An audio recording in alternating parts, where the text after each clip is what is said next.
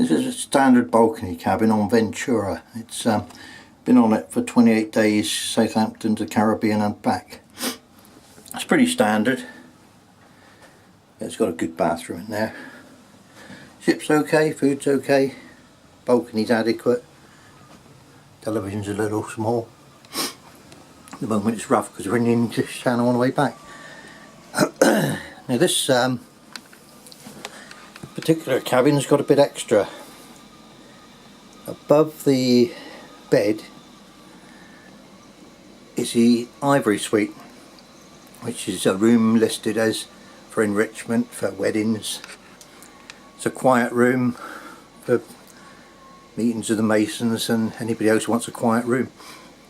On this trip the musician decided it would make a great area to practice his piano crescendos and grand finales.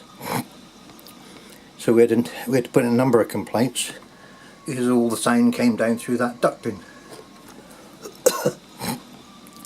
When we complained, the receptionist said she'd turn the volume down on the piano. Now this is a wooden manual piano with no electricity, no manual, no controls at all. The second complaint, we asked her to lock it up. She said the lock had been broken, the key was broken off in the lock. She tried to get another one and they couldn't find one, but in actual fact there's no lock at all on the piano. So that was the second lie. The third person who looked into this, a man, he put a notice up and we expected to say do not play the piano. He actually put on it that the passengers could play the piano for 13 hours a day. And I've got a copy of that. I won't put it on here now, but I've got a copy of that. The fourth man to investigate this. At this point I told him I was going to start throwing people out the room, and he accepted that. He didn't bat an eyelid. He offered us £200 then, and advised us not to put our videos of the passengers on there on social media, which I can if I want because it's a public place. Oh, the first man offered us a £7.50 dinner, like in their super luxury restaurant, and you know, we get £7.50 dinner. It's probably something like a McDonald's, but all our food's paid for. The final result was after 23 days out of 28 we finally got the music to stop. There had been opera singers up there practicing. The talent show had used it for piano lessons. One small child thought it was very good fun, you know, I can't blame him, at 9-year-old, to play the piano by walking along the keys after he put a chair in front of it. So I don't think the piano will last very long, since it's probably about £10,000 worth. So cruise was basically ruined. So I'm going to put it on here. I don't usually get a problem with any cruises. We do quite a lot. We've done 4 with P&O. When I went down to the reception and told them I was throwing people out of that room, you know, actually escorted them out and following them down the stairs, they didn't bat an eyelid with that. They thought that was acceptable, so I told them that's what I was doing.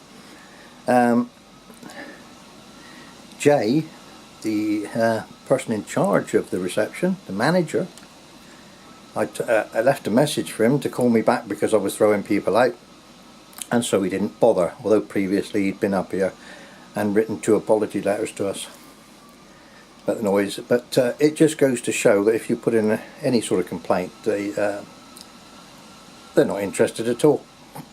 There is no official complaints procedure on board. It wasn't forwarded to the hotel manager, and quite a few of the receptionists lie, outright lies. So I've got photographs of the piano without a lock, etc. So just remember this cabin number is L306. It's on the top deck, 15. It's not a cheap cabin. In fact, it was in excess of £6,000 for this holiday, which we booked in long in advance. We checked out the cabin. We knew it was going to be a quiet one because of what it said in the books about the quiet room above. So it was hardly our fault, although they blamed us and said we should have booked another cabin.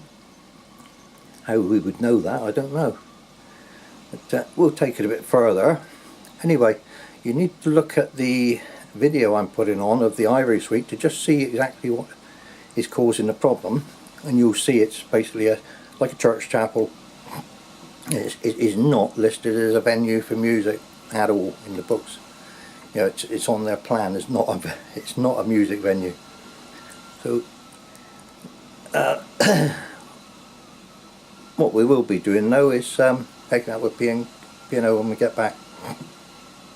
It's my next cabin review, as it were, will be on a Morella ship, not this one again, because you know, we want to make a change. We don't want this sort of thing to happen again. The £200 credit was quite good. We bought some perfumes and watches, but we didn't want money. We wanted a cabin. We'd asked for a replacement cabin and were told no. At the Azores on the way back, we asked to be flown back and they said no. Then they said they had a cabin. I thought about it for a day. I asked for the cabin and they said they haven't got one now. Now this is in a, we're out at sea at this point. Nobody got on, nobody got off. So that was another lie. That was from Jay, the manager again.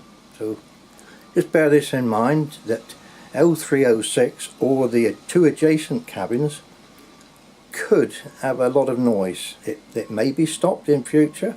There is a notice on the piano now saying don't play it, crew or passengers. Or you could be prepared to just go up and throw people out of that room, or just, you know, you don't have to physically touch them, just shout at them and generally they move. You know, I found that most people just got out the way, they hopped it. I've got a little picture here of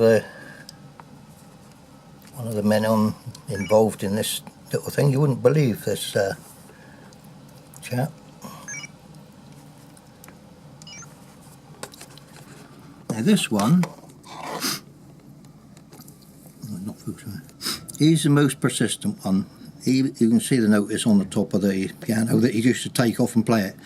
The door was locked and he managed to get in through a fire exit, climb under a tape and continue with his playing. You know, once I'd thrown him out, he decided he didn't want to come back and go through that again. But it just goes to show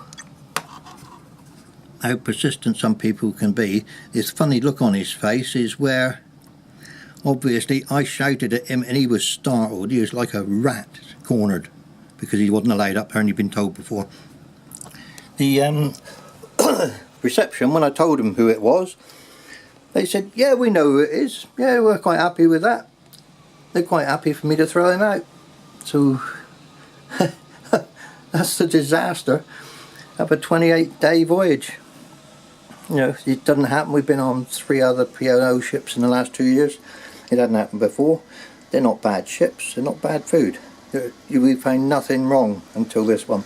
But when it does go wrong, you will have worked the world to get anybody to put it right. You know, that's the way it is. You know, looking at the other video I've done with the Ivory suite, you will see why there shouldn't have been a problem in the first place. Okay, I'm gone. Bye.